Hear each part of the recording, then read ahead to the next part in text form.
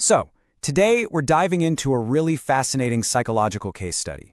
But it's not framed like a therapy session, you know? It's framed as a travel itinerary. It's the story of this young German man who's convinced that the solution to his really deep loneliness isn't something he can find inside himself, but somewhere else on the map. And on the surface, his goal is something we can all understand, right? He just says, I just want to find girls who like me as I am. It's one of the most basic human desires out there, to be accepted for who you are. No games, no performance. Just a simple, honest search for connection. But here's the twist. What if the person you are is the actual problem? And man, that one question just changes everything, doesn't it? It completely reframes his whole journey. Suddenly, the problem isn't about finding the right person anymore. It's a much, much deeper psychological puzzle. What if the answer he's looking for isn't out there at all?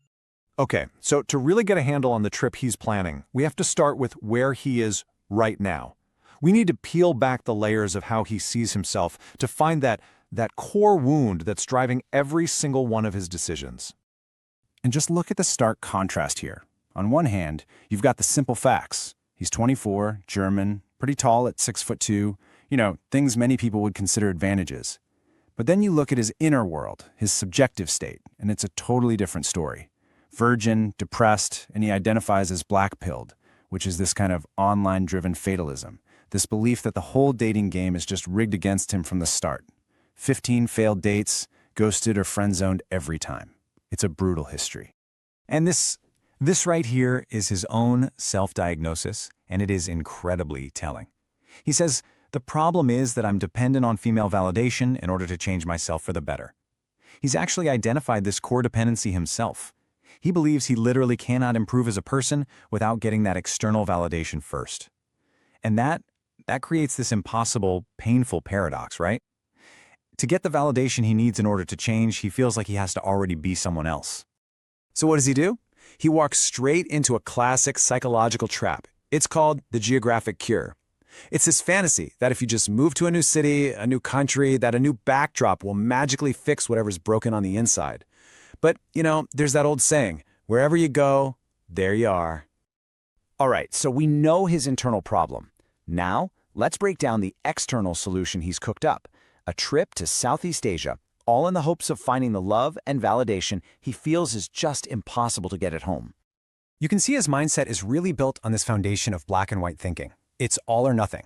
In his head, Western women have become this single, monolithic group defined entirely by his own negative experiences. And to counter that, he's built up this idealized fantasy of Asian women as the cure. They're the complete opposite of everything that's ever hurt him. And what does he think his currency is going to be in this new dating market? It's these physical traits. He sees being tall, white, and European not just as simple facts about himself, but as high-value assets. He thinks these are the things that will finally get him the acceptance he's so desperate for. And his plan is getting more and more specific. This isn't just some vague daydream. He's actually doing his homework. He's got a short list of countries, and you can see he's already leaning really heavily towards the Philippines, mostly because of the advice he's getting, which, of course, confirms everything he wants to believe. But here's the thing. The advice he's getting from other people isn't some clear, easy roadmap. It's a total mess, a chaotic mix of completely conflicting opinions. And this forces him into a whole new kind of problem. Who on earth is he supposed to believe? So first up, you've got the enablers. This is the voice of just pure encouragement. It validates his entire plan, basically telling him, yep, you're right, your plan is going to work. The solution is exactly where you think it is. He's getting that green light. And then you get the complete opposite, the tough love rebuke. This voice just dismisses his entire travel idea as a total cop-out. It challenges him to do the really hard, internal work on himself before he even thinks about booking a flight. And then there's this, the starkest warning of all. This isn't just about whether his plan will work or not. This is a prediction of actual danger. The warning is that his emotional vulnerability won't just lead to more disappointment. It's going to lead to him being exploited. He's going to get eaten alive. So, okay. He's facing this completely contradictory feedback. You've got the green light, the stop sign, and a dire warning. So how does he process all of this? This is where you can really see his internal biases kick into gear as he starts to negotiate with these very difficult truths. So think about it. When you're presented with advice that confirms everything you want to be true, and advice that challenges your entire worldview, Where is your attention naturally going to go? And his pattern is so revealing. The really deep psychological advice, the fix yourself first stuff, he acknowledges it, yeah, but he ultimately just dismisses it as impossible. He can't do it without validation, remember? But the practical, logistical advice, oh, he dives right in. He's actively debating the pros and cons of the food in the Philippines versus the infrastructure in Vietnam. See what he's doing? He's focusing on the tangible problems he feels he can solve to avoid the one he can't, himself. And listen to this. He's not just hoping for a good outcome. He is actively trying to write the script, to dictate the terms of his own rescue. He says, I don't want to go for women who need me to escape poverty. I want to go for middle-class women who are attracted to me physically. He's trying to engineer a scenario where the validation feels pure, based on physical attraction from an equal, not on some kind of transactional need. He's trying to guarantee the validation feels real. And this leads us straight to the hidden power dynamics of his whole plan. The transactional realities he seems so determined to ignore. Realities that could flip his entire script right on its head. Because here we run into a concept that completely contradicts his entire mission, transactional intimacy. And this is a very real thing in many parts of the world, where relationships aren't just built on feelings, they're built on an exchange of tangible benefits, things like financial support, social status, or even a passport.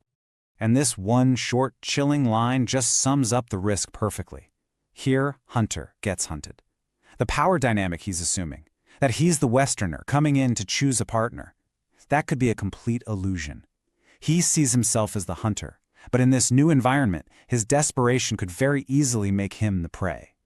And this is the massive potential disconnect at the very heart of his plan. He thinks he's showing up with his currency being his looks and his height. But the reality on the ground might be that his actual currency, the asset that truly makes him attractive, is his German passport and the wealth that it represents. He wants to be loved for his body, but he might only be valued for his wallet. So let's pull back from this one specific case for a second. What universal human truth does this whole story really get at? Because this isn't just about one guy's travel plans. It's about the very nature of what we're all looking for from other people. And that leaves us with one last big question. Is this quest of his really about finding a partner to connect with? Or is he actually searching for a mirror? Just looking for someone, anyone, anywhere, who will reflect back a version of himself that he can finally stand to look at. A mirror that will finally tell him he is worthy of love, because he can't yet bring himself to believe it on his own.